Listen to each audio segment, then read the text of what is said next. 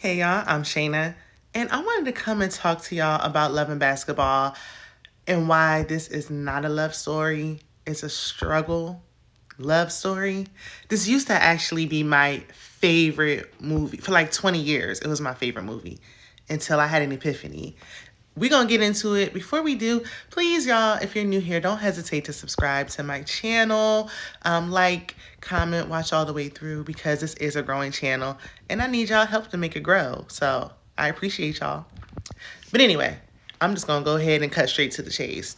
Now, when Monica and Q met when she was 8 years old, from that moment on, he knew he could play with her. When he started fussing and fighting with her and he wanted her to ride on the back of his bike and she said, no, I'm an independent little lady and I want to ride my own bike. And he pushed her down and gave her that scar. It was from that moment the relationship actually went downhill.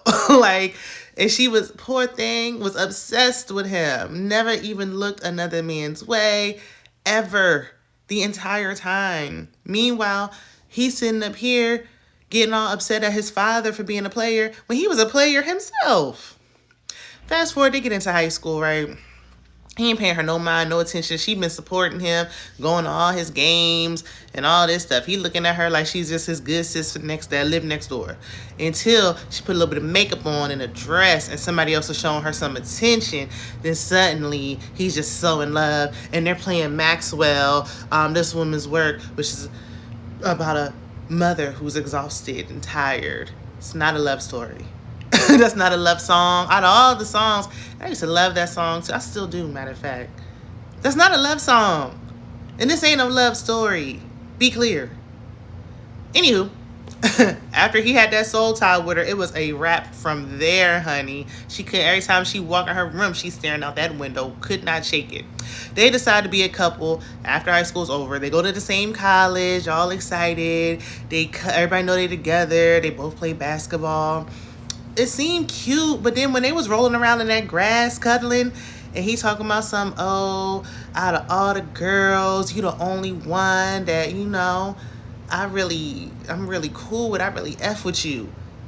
She's talking about, I love you too. I didn't hear this man say he loved her the entire movie.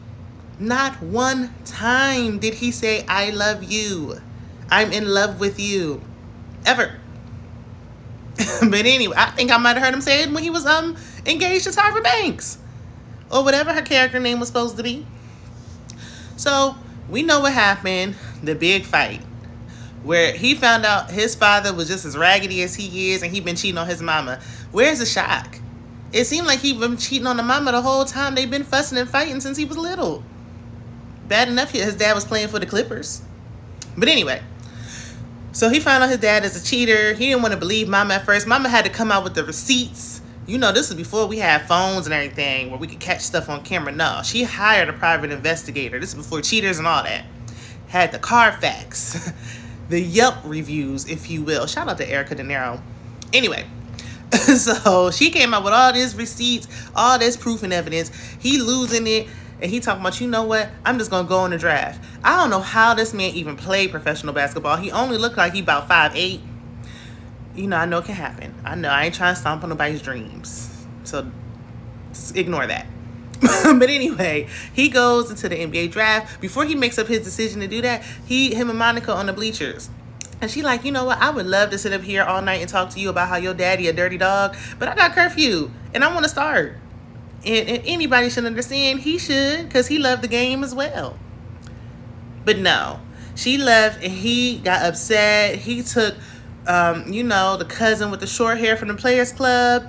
Yeah, he took Miss Thang to Burger King, trying to make Monica jealous. It was just trifling the way he went about it, like just wrong. But whatever, he took her and Monica was like, so then she see him sitting on the bench. She like, how am I supposed to trust you if you gonna every time you get mad turn around and do stuff like this? Girl, you should have been saying, listen, I don't trust you, and it's over. But not Monica. She gonna take any kind of treatment he gonna give her. I mean, you letting the man know right then and there that he can do anything to you. Once you forgive nonsense, they will see how far they can push you, okay? He said, you know what, I don't want to be with you. She was like, what? ooh, the teary eyes made me a little teary-eyed because I was like, oh, I wanted them to be together. Now I look back like, girl, get your things, honey. Let's go. Let's get in the car. But he broke up with her and told her we can still be friends. Poor thing.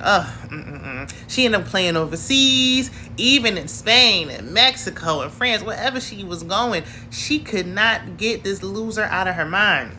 But he playing, living his best life. He get injured. She quit because she just can't get over him. And she found out he hurt his leg, so she had to come back home. Girl, forget him and his leg. So he was engaged to a supermodel.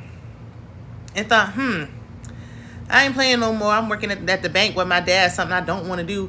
But you know what? Before I decide what I want to do in my life next, I'm going to tell this man the day before he's supposed to get married, I want to play you for your heart. Which, I mean, it's so unrealistic. Like, this would never happen in real life. But whatever. It's a movie. She like, please, just play me. Play me. I'm begging you. Girl, get your dignity up off that ground. So he said, all right, fine. I'll play you. Injured and all. She thinks she had him because she like, oh, your ankle's twisted. Your leg is broke. Man, he took that brace off and started dunking on her. I'm talking about dunking buckets back to back. Wouldn't let her get a shot in. Boom, blocking everything. It was poor thing. Had to go off crying. After he done, it scored 50 to 0. She might have got 1 point off and he got 100. After he saw her crying, and he was like, you know what? Let's just play again. And then at the end of the movie, he ends up being a stay-at-home dad while she's working. What is this? And we were celebrating, yes, black love. I'm tired of the struggle love trope. I'm tired of this nonsense. He is the one that was wrong. He is the one that broke up with her. He is the one that was talking to another woman. He should have been begging for her back. He couldn't even let her just win the game and just let it be cute. No. You swinging from the net and all that. Come on. Ridiculous. They found a way to make it work, and then she had to carry the load like we always do. Ooh, I hate it. I could do Love Jones next, but I know that's touchy for some of y'all. Y'all let me know. What y'all thinking down in the comments, and I will see you in the next one. Bye.